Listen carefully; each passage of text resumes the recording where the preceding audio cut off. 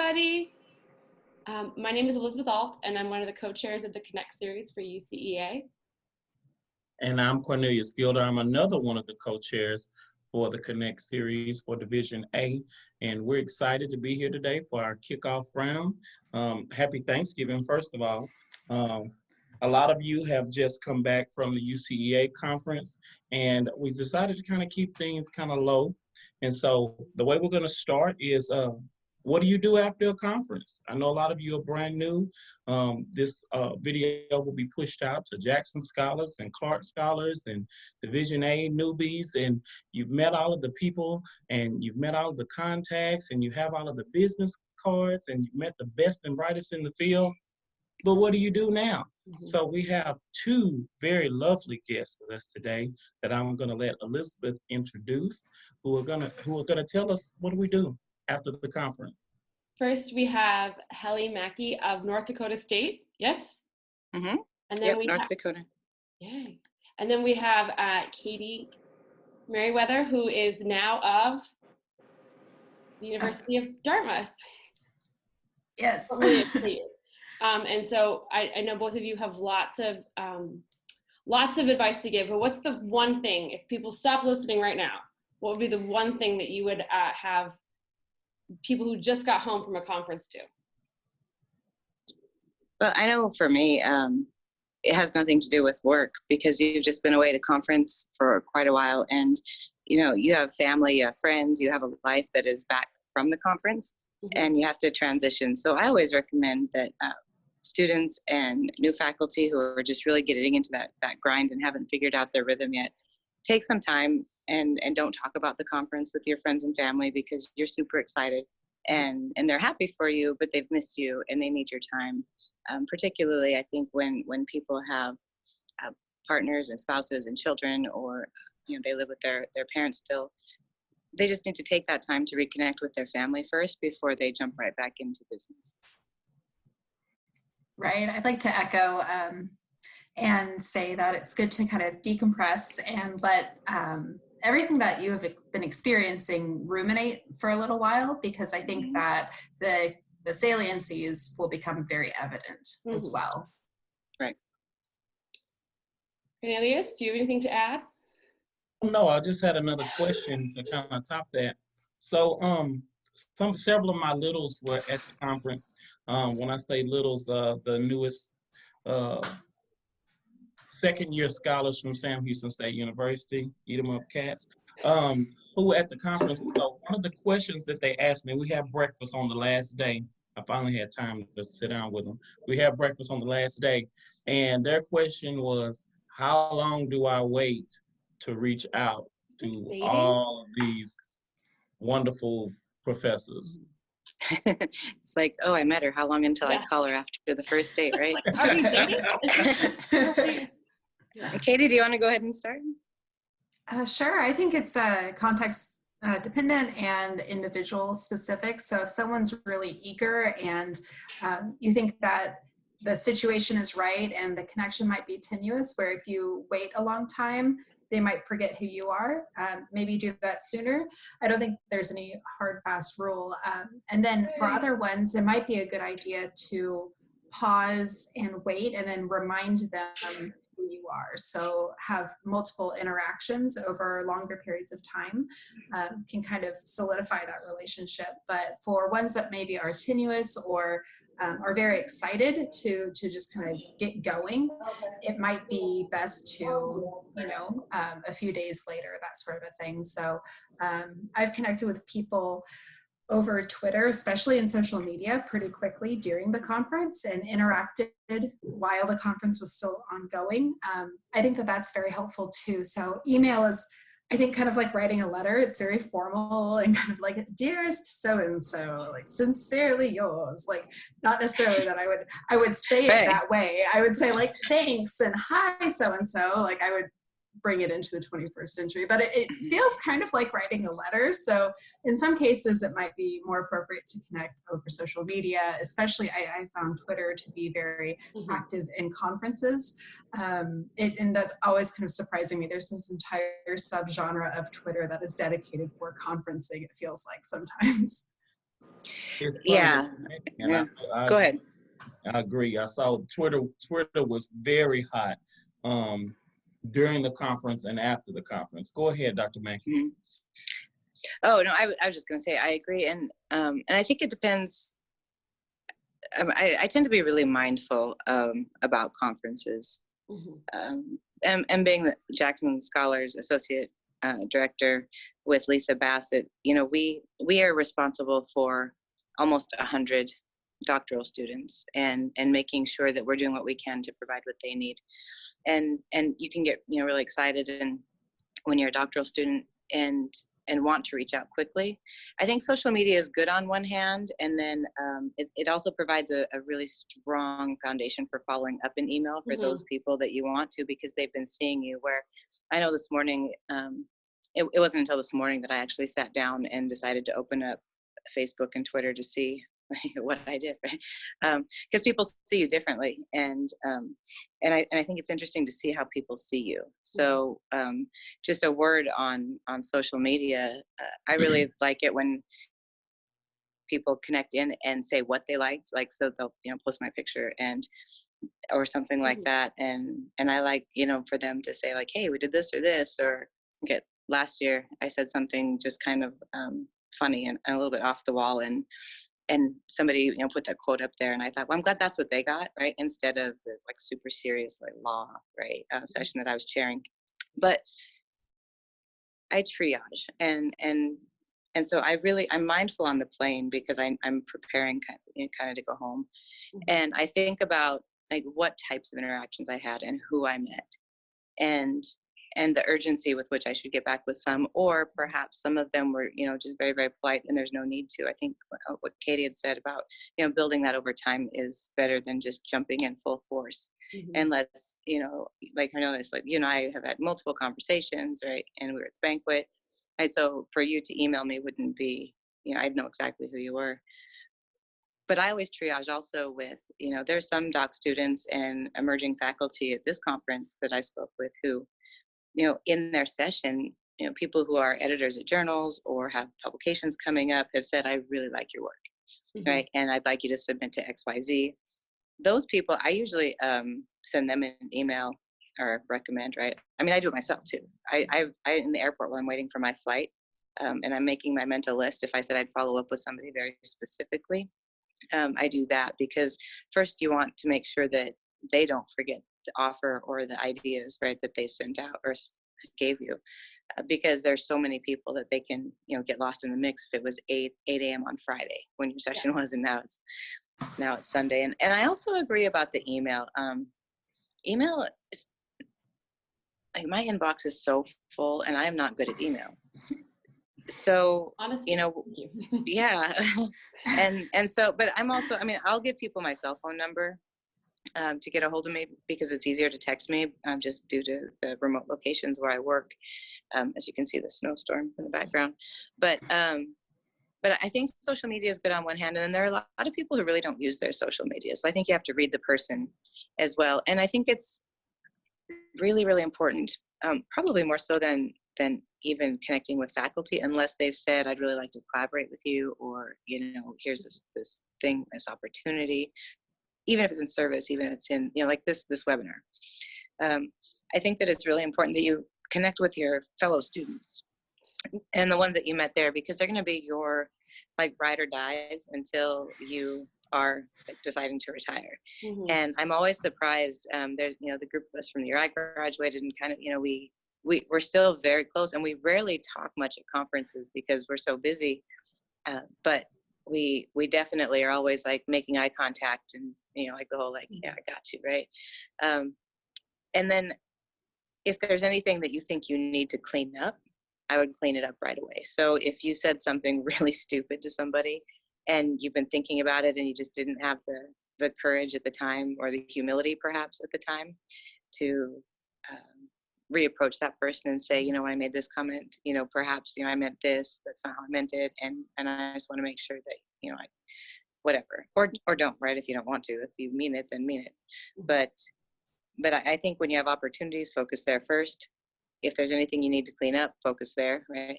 And make sure you're staying connected with your fellow students. And the other thing I would say, don't write long emails, right? And don't start them with, "Hi, I'm so and so from so and so," right?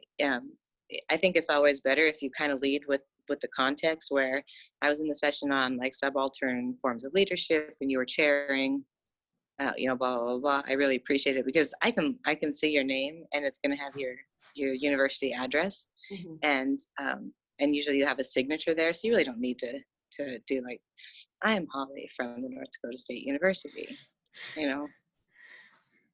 I think too. Oh, sorry. I was saying something that really caught me up when you guys kept talking about like coming back and grounding yourself in is when you're at the conference, things are happening.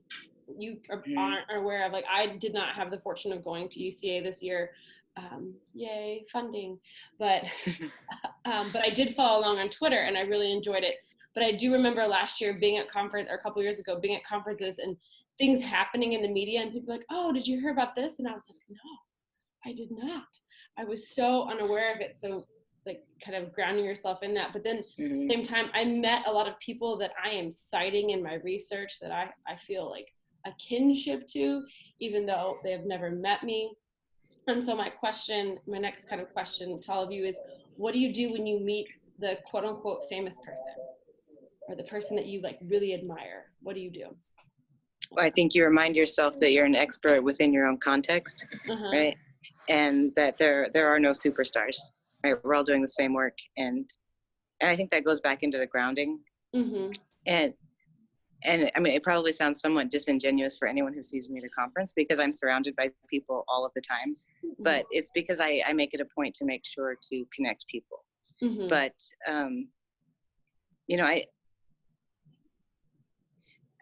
I'm really hesitant, right, with saying like, because the people who are like the big stars, for the most part, they don't think they are. I know. And yeah, so, and we're just as interested in your work as you are in our work. And we're just as interested to know you and what you're passionate about. And what I find is most rewarding really about working with graduate students and pre-tenured faculty is not only is their work very, very good, but oftentimes they're doing it a little bit better than we are, right? Because we're getting so busy that we start to get into service or leadership positions or doing all of these things, and y'all are having all these really great ideas coming out.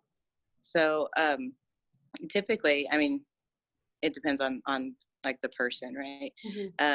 So like if it's Gloria Ladson Billings, I mean, she's probably not going to get your email for a while. I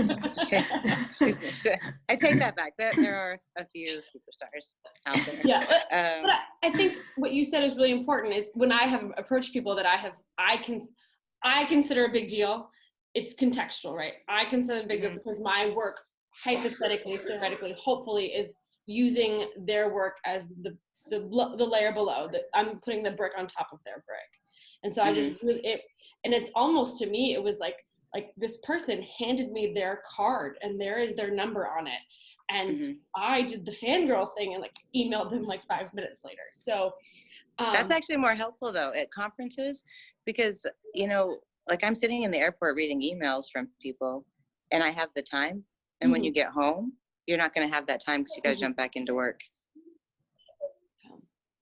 Right. I think to add on to that, I find ways to, I find that my working memory gets really flooded in these environments because there's so much to keep track of that is not a usual schedule, right? Of, okay, well, it's on the quarter, and then at this time I need to be in this room for this presentation on this, and then I'm physically in different spaces, and where's the bathroom? And it's a lot. And so to kind of make it more accessible to me, I have had some experience in special education, so I just kind of take stuff from my toolbox for that. So when they're out of eyesight, if I get somebody's card, I might write the context on the back, like, well, that's a good idea. Session, or this day, or follow up, in a few days, or I give myself a little bit of context, or try to make it more accessible and try to make my working memory not as flooded. So if I can, I might pick a few sessions that I know I really want to attend and then kind of fill in the blanks in between. So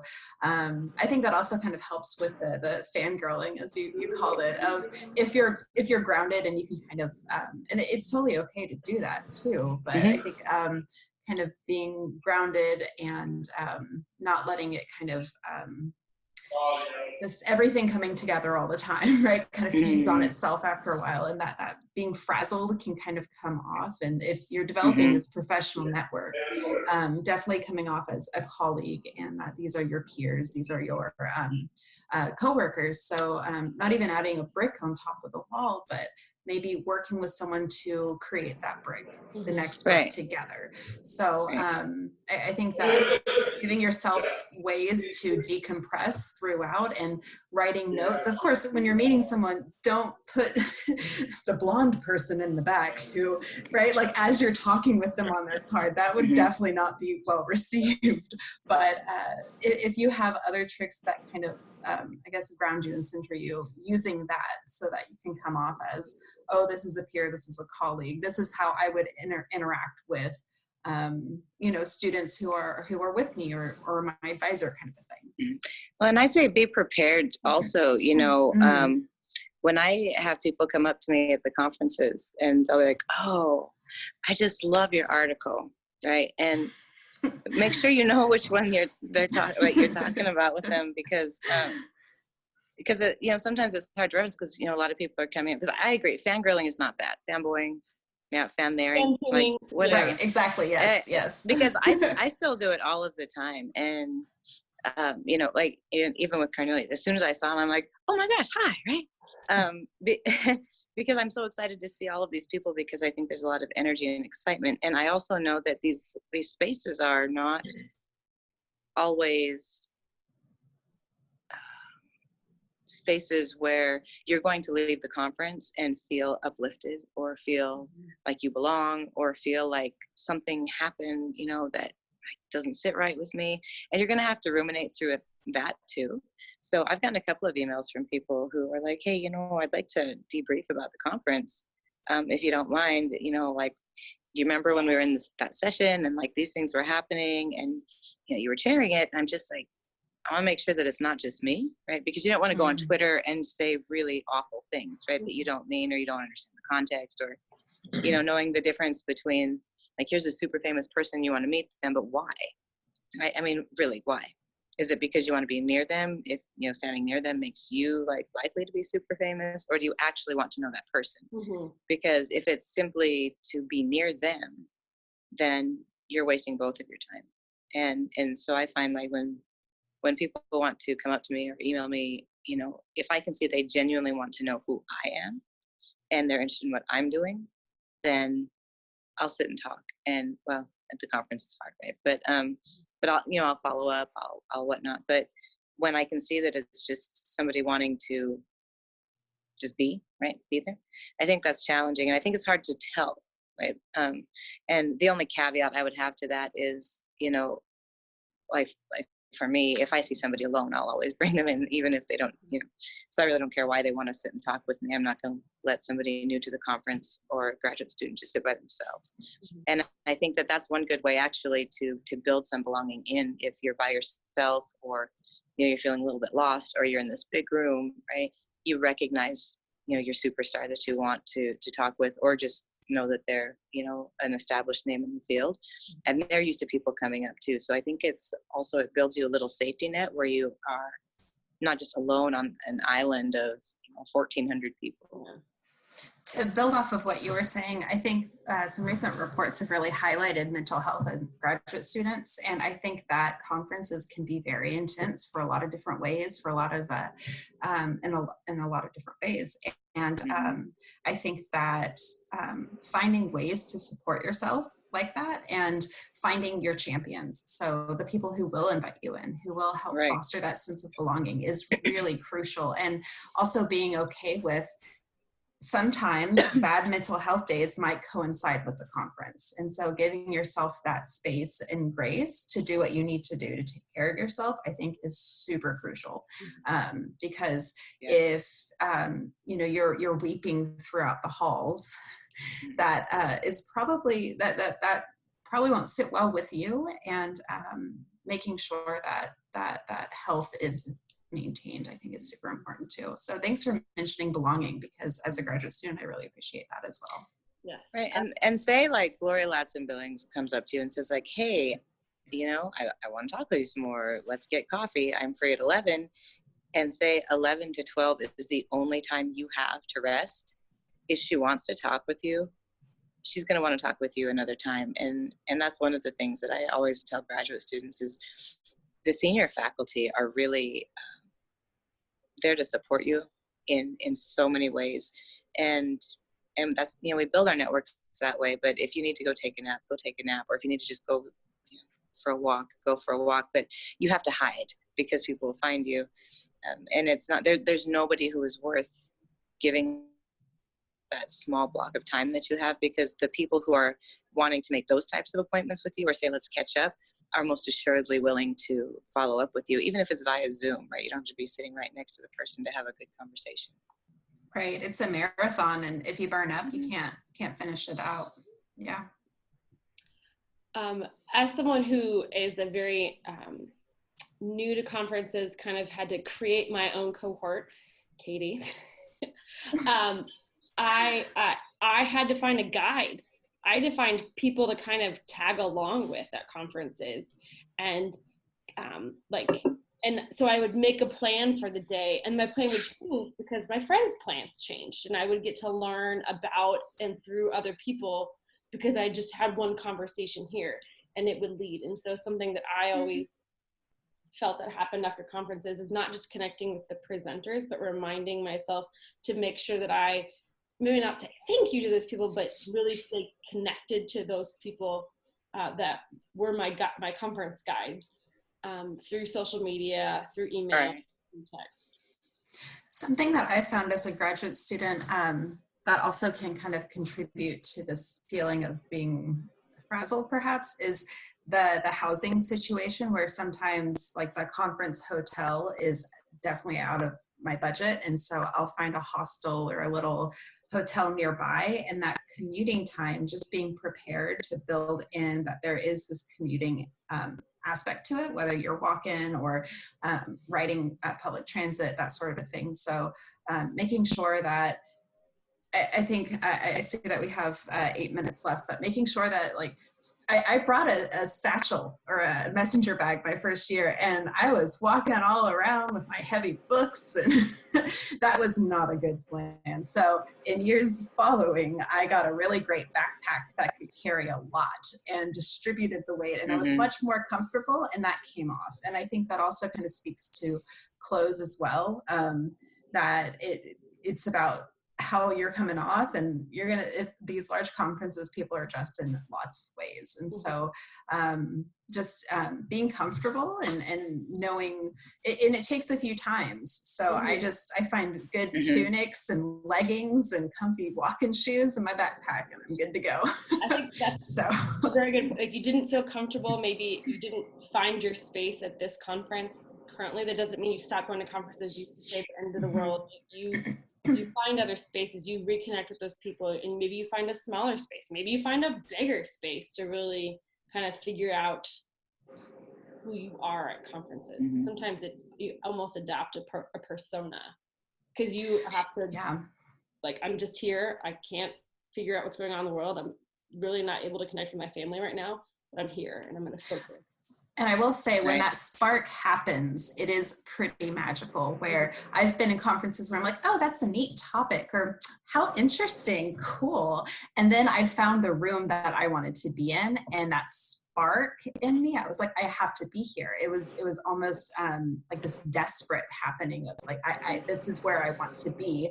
And it was very concordant with what I want to do. So that took 4 or 5 conferences to find, but being able to navigate and find the researchers that I needed to find in the sessions. And it also depends on who submits which years and how they form sessions, right? So if there could be really great presentations, but it might be diluted that year. So it really is up to chance. And one year that session might form around just the right people that you need to be meeting in that right room. So finding that and finding that being in the right room at the right time, the right session can be kind of hit or miss. And so it takes a few times, but I did find it. And it was just absolutely amazing. I don't know, does that resonate with y'all? Yeah, I mean, for me it does. You know, there's, you know, it's hard to read the program ahead of time or really kind of get an idea about what's going on.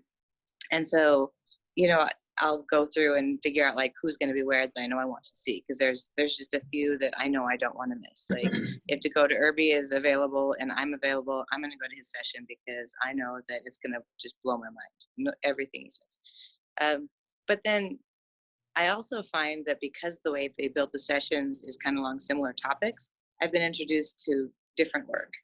Or, you know, I really make a point to, while I'm at conferences, go to topical areas that are completely outside of what I do, whether that be you know, finance or instructional leadership, because I think we are a holistic field and we need to know what everybody's doing, and we need to think about how that intersects with our work. And I always, on the plane ride home, I go through the program and think about, you know, like maybe download the papers. I know like this year I downloaded several papers from different sessions that I was in because I either wanted to make better sense of them, or I really liked them, or you know, they're just interesting, like cool stuff that I just wanted to read. But you know, that's another way to think about following up too, is you're going to forget so many people you met. And you're going to forget, you know, like, oh, Holly Mackey said to call her. I totally forgot, right? But if you scan the program in the index part and you see the names, then you can, you know, it kind of jogs your memory on things, and or graduate students you met somewhere, and you can then flip back into their, or scroll, whichever, you know, back into their session and kind of remember what it was about, and then make the decision then if you want to follow up or not. Right, and I think that going to those sessions of topics that you're not very familiar with is super crucial, because it's a really great way to meet new people and expand that boundary. I also think that it's been helpful for me to kind of approach conferences as this is the cutting edge research, like this is what is new. Thoughts from here and the research that continues here will help to inform the field, and I kind of have a preview. And so that's very exciting for me, that this is where a lot of, I'm not a fan of this word, but I'm going to use it, synergy is happening. And so that is, I like seeing that, oh, I had this idea 3 months ago and I'm still developing it. That's amazing. Like that is an incredible experience to be part of that process. I agree. 2 things that I told my mentees before they came for the very first time to one of their first conferences is that they came to UCEA first. And I told them, first of all, UCEA is a safe space. It's very friendly.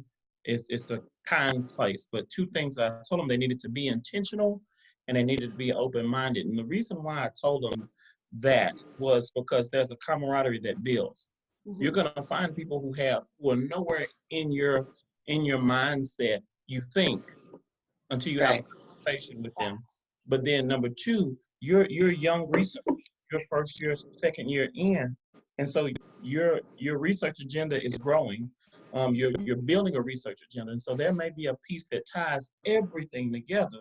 But if you're not open-minded and decide to sit in that one session that has one strand of what you do, then you may not find the answer that you need. There hasn't been a time yet that I have not gotten the answers that I needed. I had to sit, kind of like Holly did. I took a day. I stayed until yesterday, and I sat kind of on the side of the river, and I went old school. I pulled out my notepad and I just started writing because I had to capture the moment. And the thing is, I'm just as inspired this year as I was last year because I got answers, I got direction, I got content, I got feedback. I grew right then. I grew. It was magic. Yeah. And that's kind of where I feel like we need to be. So as we close out this session,